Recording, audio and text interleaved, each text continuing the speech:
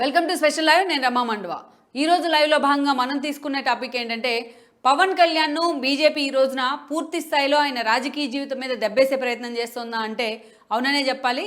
ఈరోజు తెలంగాణలో ఎన్నికల పోటీ రూపంలో, తెలంగాణలో పొత్తుల రూపంలో పవన్ కళ్యాణ్ నిజంగానే రాజకీయంగా బీజేపీ ఇరికించే ప్రయత్నం చేస్తుందా అనే చర్చ కూడా నడుస్తూ వస్తుంది. సో ఏదైతే తెలంగాణలో పవన్ కళ్యాణ్తో బీజేపీ చేస్తున్న ఎక్స్పెరిమెంట్స్ రేపు ఏపీ ఎన్నికల్లో పవన్ కళ్యాణ్ పోటీ మీద, అదేవిధంగా ఆయన పార్టీ భవిష్యత్ మీద కూడా ఎఫెక్ట్ చూపించబోతున్నాయనే చర్చ అయితే నడుస్తూ వస్తుంది. అంతేకాదు ఈ రోజున ఏదైతే తెలంగాణలో ఆయన బీజేపీతో పొత్తుల్లో వెళ్ళి కొన్ని స్థానాల్లో పోటీ చేయడానికి ఈరోజు సిద్ధమవడం కానీ, నరేంద్ర మోడీతోని ఒకే వేదికను పంచుకోవడం కానీ, బీజేపీ తరఫున ఆయన క్యాంపెయిన్ చేయడం కానీ, ఇవన్నీ కూడా ఆయన ఏపీలో ఆయన రాజకీయ భవిష్యత్తును రిఫ్లెక్ట్ చేయబోతున్నాయి, జనసేన భవిష్యత్తును కూడా నిర్ణయించబోతున్నాయనే చర్చ ఉంది. అన్నిటికంటే ముఖ్యంగా ఇక్కడ ఈరోజు పవన్ కళ్యాణ్ ఏపీలో అటు టీడీపీతో కలిసి నడవాలని ఆయన ఫిక్స్ అయిన పరిస్థితుల్లో ఈరోజు బీజేపీకి దూరంగా ఉండే ప్రయత్నం అయితే టీడీపీ చేస్తూ వస్తుంది. అలాంటి బీజేపీతో ఈరోజు చేతులు కలుపుతూ పవన్ కళ్యాణ్ తెలంగాణలో ఆయన చేస్తున్న ఒక ప్రయత్నం కానీ, ఒక ఎక్స్పెరిమెంట్ కానీ, ఇది నిజంగా ఏపీలో కూడా జనసేనకు ఒక బూమరాంగ్ అయ్యే అవకాశం ఉందనే కొన్ని విశ్లేషణలు అయితే బయటకు వస్తూ ఉన్నాయి. నిజంగా పవన్ కళ్యాణ్ ఈ రోజును చూసినట్లయితే ఎందుకు ఇంతటి ప్రయోగం చేస్తూ వస్తున్నారు? ఈ రోజును చూస్తే ఆయన ఆల్రెడీ టీడీపీతో పొత్తులు తీసుకొని నేను వెళ్తున్నాను అని ఒక అధికారిక ప్రకటన చేసిన తర్వాత సైతం అటు బీజేపీతోనే పూర్తి స్థాయిలో సెయిల్ అయ్యే ప్రయత్నం ఎందుకు చేస్తూ వస్తున్నారు? అసలు తెలంగాణలో బీజేపీతో, ఏపీలో టీడీపీతో పవన్ కళ్యాణ్ ముందుకు వెళ్లే ప్రయత్నం ఆయన పార్టీకి కానీ, ఆయన రాజకీయ భవిష్యత్తుకు కానీ ఎంతవరకు వర్కౌట్ అవుతుంది? ఏపీలో విభజన హామీల విషయంలో బీజేపీ మీద ఉన్న ఆగ్రహం తర్వాత రోజుల్లో పవన్ కళ్యాణ్ వైపు కూడా మళ్ళీ అవకాశం ఎంతవరకు ఉంది? ఈరోజు పవన్ కళ్యాణ్ తెలంగాణలో బీజేపీతో పొత్తులతో వెళ్లడాన్ని టీడీపీ అధిష్టానం ఎలా చూస్తుంది? ఈ అంశానికి సంబంధించి టీడీపీ క్యాడర్లో ఎలాంటి చర్చ జరుగుతుంది అండ్ జనసేన శ్రేణులు తమ అధినేత పవన్ కళ్యాణ్ పొలిటికల్ అడుగుల మీద ఎలాంటి విశ్లేషణలు తీసుకొస్తూ ఉన్నారు తెరపైకి? ఈ అంశాలన్నీ కూడా ఈరోజు నిజంగానే తెలుగు రాష్ట్ర రాజకీయాల్లో అండ్ దెన్ జనసేనలో కూడా ఇంటర్నల్గా అండ్ పూర్తి స్థాయిలో కూడా హాట్ టాపిక్ అవుతున్న పరిస్థితి కనిపిస్తుంది. అసలు మనం చూసినట్లయితే పవన్ కళ్యాణ్ ఎందుకు ఇలాంటి ఎక్స్పెరిమెంట్ చేసే ప్రయత్నం చేస్తున్నారు అనుకోవడానికి కూడా కొన్ని కారణాలు ఉన్నాయి. అయితే ఈ ఎక్స్పెరిమెంట్ లాంగ్ లాస్టింగ్లో జనసేన మీద ఎంతవరకు ఎఫెక్ట్ చూపించడానికి కూడా అనేక కారణాలు ఉన్నాయి. వీటన్నిటికంటే ముందు అసలు పవన్ కళ్యాణ్ బీజేపీతో ఎందుకు సెయిల్ అవ్వాల్సి వచ్చింది అనే అంశాన్ని కూడా మనం ఇక్కడ హైలైట్ చేసుకోవాలి. గతంలో మనం చూసినట్లయితే ప్రజారాజ్యం పార్టీ పేరుతో 2009 ఎన్నికల్లో తన అన్న తెర మీదకి వచ్చిన సమయంలో ఆ రోజు ప్రజారాజ్యం అంటేనే రాష్ట్ర రాజకీయాల్లో ఒక పెను సంచలనం అనే చెప్పాలి. పేరులోనే ప్రజలను నింపుకున్న ప్రజారాజ్యం పార్టీకి అదే స్థాయిలో ఆ రోజున ప్రజలు కూడా బ్రహ్మరథం పట్టారు. పెద్ద కారణాలు ఏవి లేకుండానే కాంగ్రెస్ అండ్ టీడీపీలో ఉన్న మెజారిటీ ఎమ్మెల్యేలు, కాపు సామాజిక వర్గ కోటాలో ఉన్న మెజారిటీ ఎమ్మెల్యేలు చిరంజీవిని చూస్తూ, చిరంజీవిని ఒక ఐకాన్గా భావిస్తూ ఆ రోజున ప్రజారాజ్యంలోకి వెళ్ళడం జరిగింది. అయితే సామాజిక న్యాయమే లక్ష్యంగా తెర మీదకి వచ్చిన ప్రజారాజ్యంలో ఆ తర్వాత రోజుల్లో ఆ స్థాయిలో అంచనాలను అయితే ఆ పార్టీ అందుకోలేకపోయింది. చిరంజీవి చెప్పిన సామాజిక న్యాయం జనాలకు పూర్తిగా ఇంజెస్ట్ కాలేకపోవడమా, లేకపోతే ఆ పార్టీ అటు కాంగ్రెస్ స్ట్రాంగ్గా ఇటు టీడీపీ స్ట్రాంగ్గా ఉండడమో, కొన్ని స్థానాలు కేవలం 18 స్థానాలకి ఆ ఎన్నికల్లో ప్రజారాజ్యం పరిమితమైంది. అయితే అదే సమయంలో ప్రజారాజ్యం తరపున యూత్ వింగ్ ఏదైతే ఉందో యువరాజ్యం, దానికి అధ్యక్షుడిగా ఆ రోజు పవన్ కళ్యాణే పనిచేస్తూ వచ్చారు. ప్రత్యక్ష రాజకీయాల్లో సంబంధం అంటే పోటీ చేయకపోయినప్పటికీ యువరాజ్యం అధినేతగా ఆ రోజు పవన్ కళ్యాణ్కి కూడా అదే స్థాయిలో ఒక ఎక్స్పోజర్ అయితే వచ్చింది. సినిమాలకు అతీతంగా పవన్ కళ్యాణ్లో పొలిటికల్ యాంగిల్ ఉందనే విషయం కూడా అప్పుడే జనాలకు తెలిసి వచ్చింది. అయితే ఎప్పుడైతే తన అన్న ప్రజారాజ్యం పార్టీ ఓటమి తర్వాత కొద్ది రోజులకే కాంగ్రెస్లోని తన పార్టీని విలీనం చేసి తను అటు రాజ్యసభ కేంద్ర మంత్రి పదవులు పొందిన తీరైతే మాత్రం ఇప్పటికీ చర్చనీయాంశమే.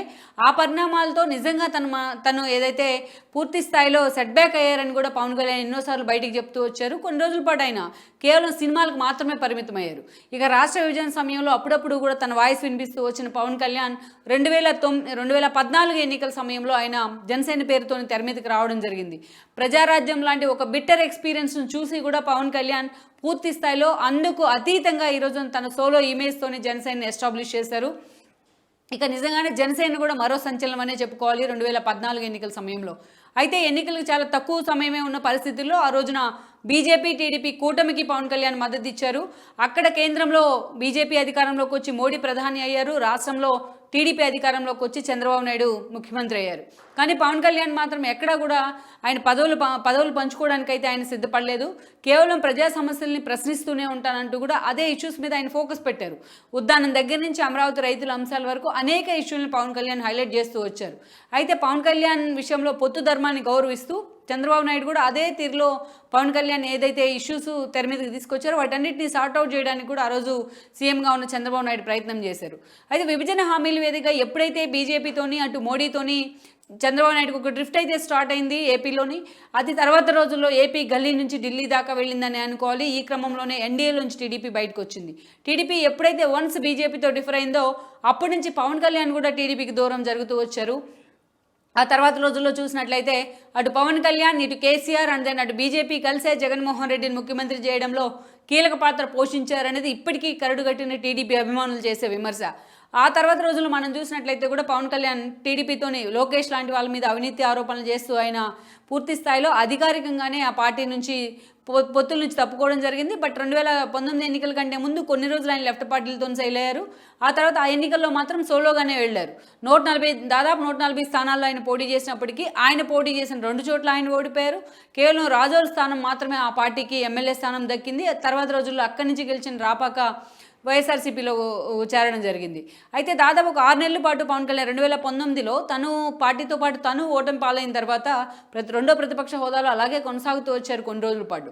అయితే ఎప్పుడైతే పవన్ కళ్యాణ్ను వైఎస్ఆర్సీపీ అంత విగ్రస్గా టార్గెట్ చేసే ప్రయత్నం అయితే చేస్తూ వచ్చింది, పూర్తి స్థాయిలో ఒక వెండట్టా పాలిటిక్స్ని జగన్మోహన్ రెడ్డి దగ్గర మీదకి తీసుకొచ్చారనే చెప్పాలి. తాను సీఎం అయిన తర్వాత టీడీపీని ప్రధాన ప్రతిపక్షంగా ఏ స్థాయిలో టార్గెట్ చేశారో అంతకంటే ఎక్కువగా కూడా పవన్ కళ్యాణ్ని వైసీపీ టార్గెట్ చేసిన సందర్భాలు ఉన్నాయి.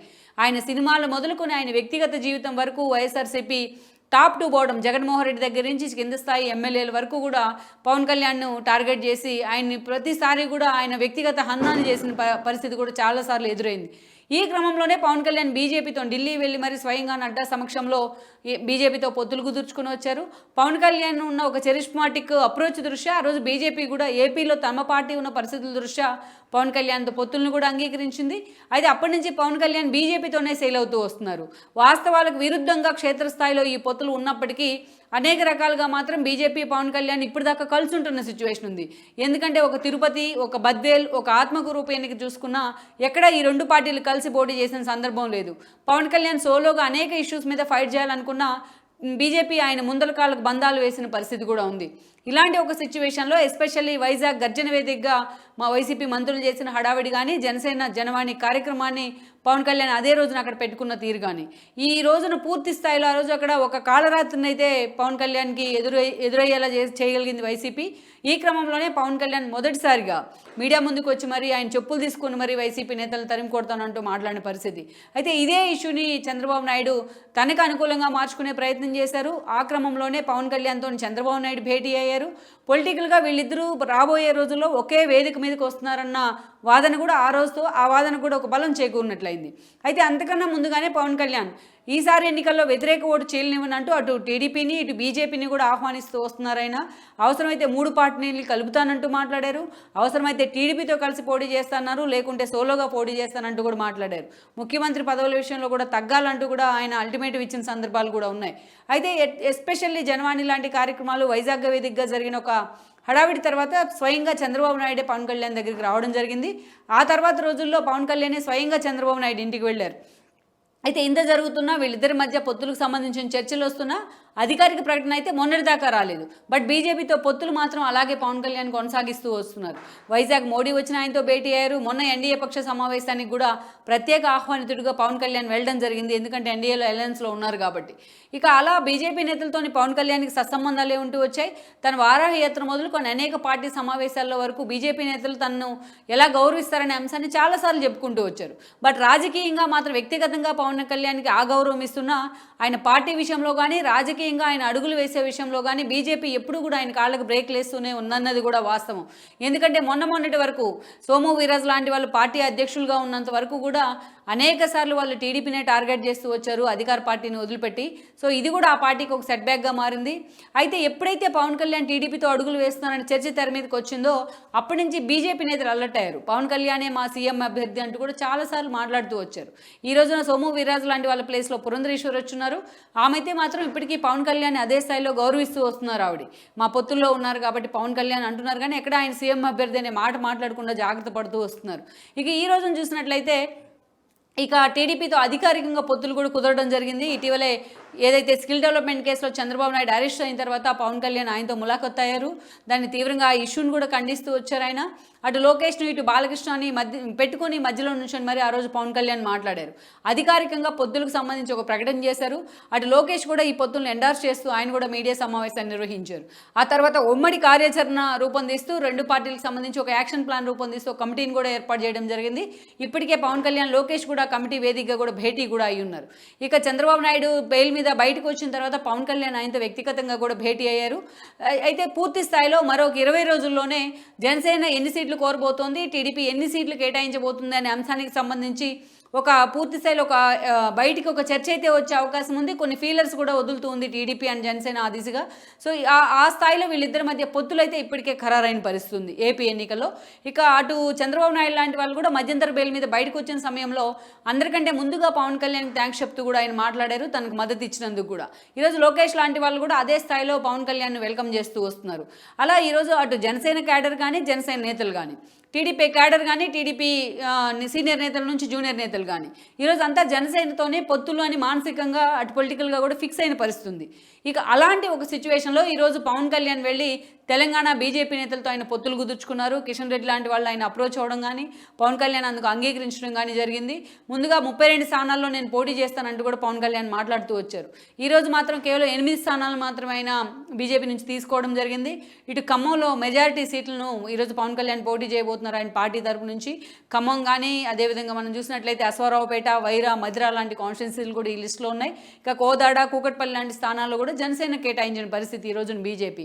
ఇక అంతవరకు ఓకే అనుకుంటున్న సమయంలో పవన్ కళ్యాణ్ అడుగులు అసలు ఎటువైపు పడుతున్నాయి తెలంగాణలో అనుకుంటున్న సమయంలో ఈరోజు ఏకంగా మోడీ ఎన్నికల ప్రచారానికి రావడం జరిగింది. ఎన్నికల ప్రచారంలో మోడీతో పాటు పవన్ కళ్యాణ్ కూడా ఎల్బీ స్టేడియంలో ఒకే వేదికను వీళ్ళిద్దరూ పంచుకున్నారు.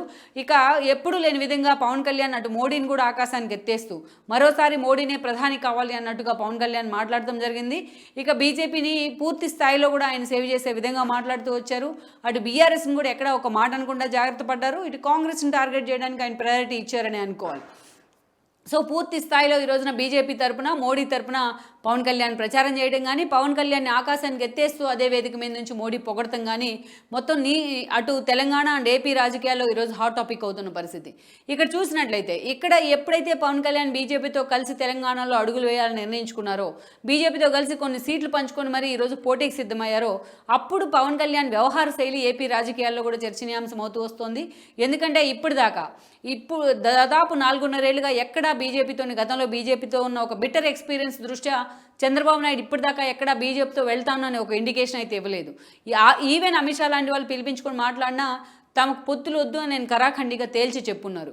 ఇటీవల చంద్రబాబు నాయుడు 52 రోజులు జైల్లో ఉన్న సమయంలో కూడా బయటకు వచ్చిన తర్వాత అయినా సరే ఆయన ఎక్కడా బీజేపీ మీద ఒక కామెంట్ చేసిన సందర్భం అయితే లేదు. సో బీజేపీ నేతలు కూడా చంద్రబాబును అరెస్ట్ని ఖండిస్తూ ఎక్కడా కూడా ఒక కామెంట్ అయితే చేయలేదు. అమిత్ షా లాంటి వాళ్ళు లోకేష్ని పిలిపించుకొని ఒక పొలిటికల్ గేమ్ని తెర మీదకి తీసుకొద్దామని ట్రై చేసినా లోకేష్ లాంటి వాళ్ళు నిర్వర్ధంగా దాన్ని తిరస్కరించడం జరిగింది. అటు బీజేపీకి ఇటు ఇండియా కూటమికి సమాన దూరంలో ఉన్నామంటూ కూడా లోకేష్ లాంటి వాళ్ళు చెప్తూ వస్తున్నారు.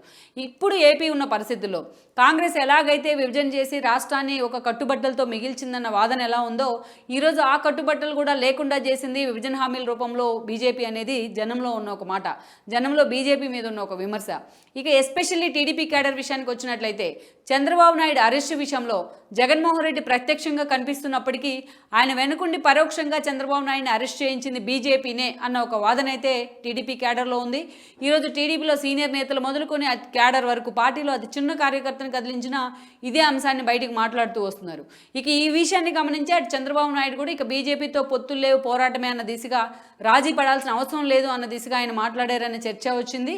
ఇక ముందు 10 రోజులు ఉన్నా జైల్లో ఒకటే, 52 రోజులు ఉన్నా ఒకటే అన్న దిశగా ఏదైతే చంద్రబాబు నాయుడు మాట్లాడారు. సో అందుకని ఈరోజు బీజేపీ పొత్తుల విషయంలో చాలా కరాఖండిగా ఉన్నారు ఆయన అని అయితే పార్టీ నుంచి అయితే లీకులు వస్తూ ఉన్నాయి. ఇలాంటి సమయంలో స్వయంగా తమతో పొత్తులు కుదుర్చుకున్న పవన్ కళ్యాణ్ వెళ్ళి ఏదైతే తెలంగాణలో వాళ్ళతో కలిసి పోటీ చేయడాన్ని టీడీపీ ఈరోజు ఈజీగా డైజెస్ట్ చేసుకోలేకపోతుంది. అసలు టీడీపీ క్యాడర్కు అటు జనసేన క్యాడర్కు అసలు ఏం జరగబోతోంది అన్నది కూడా అర్థం కాలేదు. పవన్ కళ్యాణ్ విషయంలో టీడీపీ ఏదైతే ఈరోజు పూర్తి స్థాయిలో ఆందోళనలో ఉన్న మాట అయితే వాస్తవం. తెలంగాణలో కుదుర్చుకున్న పొత్తులను ఏపీలో కూడా పవన్ కళ్యాణ్ ఇంప్లిమెంట్ చేసే ప్రయత్నం చేస్తే తమ పరిస్థితి ఏంటి అనేది ఈరోజు పార్టీ క్యాడర్ నుంచి టీడీపీకి వస్తున్న ప్రశ్న. ఇదే ప్రశ్న టీడీపీ ఈరోజు పవన్ కళ్యాణ్ కూడా అడగాలి, టీడీపీ అధినేత కూడా పవన్ కళ్యాణ్ క్వశ్చన్ చేయాలనే ఒక డిమాండ్ కూడా పెరుగుతూ వస్తోంది. అయితే పవన్ కళ్యాణ్ విషయంలో చూస్తే జనసేన కూడా ఈరోజు ఒక డైలమాలో ఉంది. బీజేపీ ఇన్ని రోజులుగా పవన్ కళ్యాణ్ ఎన్నో అవమానాలకు గురి చేస్తూ వచ్చింది. వైఎస్ఆర్సీపీ వ్యక్తిగతంగా టార్గెట్ చేస్తున్న పవన్ కళ్యాణ్ ఎక్కడా బీజేపీ మద్దతుగా మాట్లాడిన పరిస్థితి లేదు. అన్ని అవమానాలకు గురవుతూ ఇన్ని రోజులు బీజేపీతో పొత్తులు కుదుర్చుకున్న పవన్ కళ్యాణ్ ఈరోజు టీడీపీతో పొత్తుల్లో క్లారిటీ వచ్చిన తర్వాత కూడా బీజేపీతో నడవాల్సిన అవసరం ఏంటి అనే కొన్ని అనుమానాలు అయితే జనసేన క్యాడర్ నుంచి కూడా వస్తూ ఉన్నాయి. ఈరోజు వచ్చే ఓట్లను కూడా వెనక్కి తీసుకెళ్లే విధంగా పవన్ కళ్యాణ్ వ్యవహార శైలి ఉంటుందేమో అన్న చర్చ కూడా హాట్ టాపిక్ అవుతూ వస్తుంది.